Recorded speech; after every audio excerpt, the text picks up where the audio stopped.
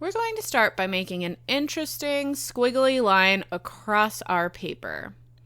You could do loops, you can do waves, you can do swirls, whatever you'd like. It should start at one end and end at the other. Now we're going to turn this into a shape that we can fill in. So I'm going to try my best to follow that line. Wherever it's overlapping, I need to decide if I need to erase a little bit. So then it's making one shape. This is going to go behind the loop, then up, then down. You can have some areas that are a little bit thicker and some areas that are a little bit thinner if you'd like. Just make sure you're erasing if they overlap, so then we can have one shape.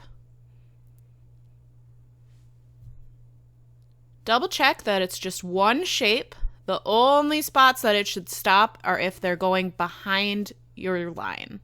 When you're happy with your line, go over it with black Sharpie or black marker or black pen, whatever you have.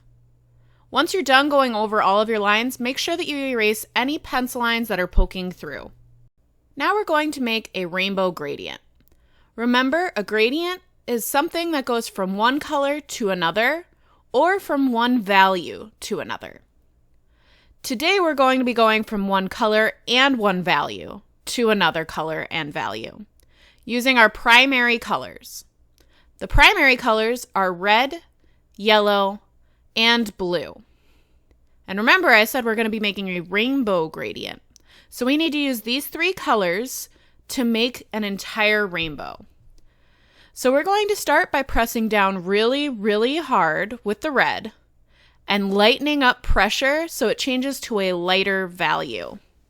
Notice that I'm trying to make the transition from the darker value of red to the lighter value of red as smoothly as I can.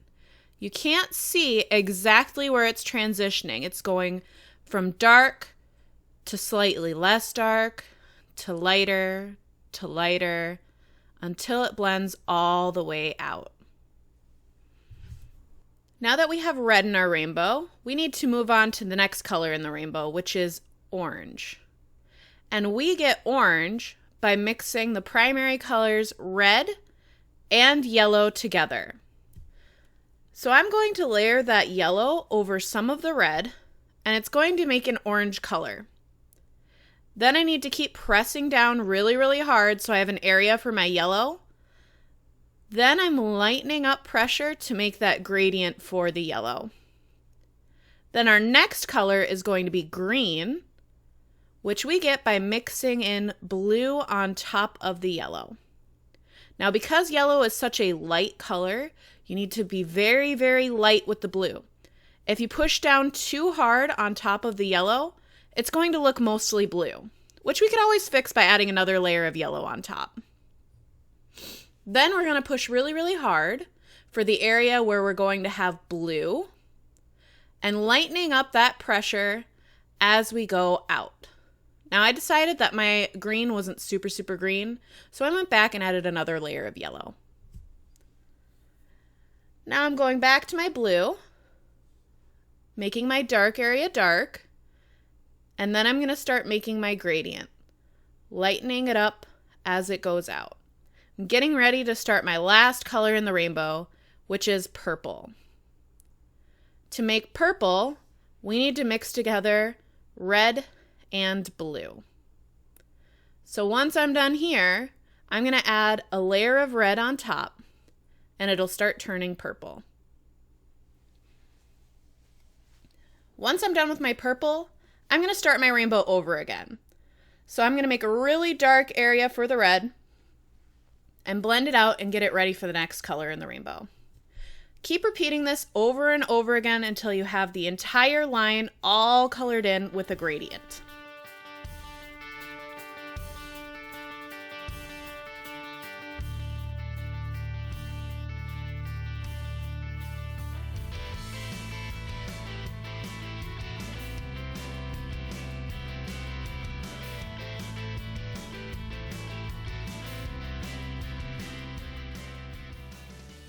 When you're all done coloring in your line, we're going to make our background a little bit more interesting.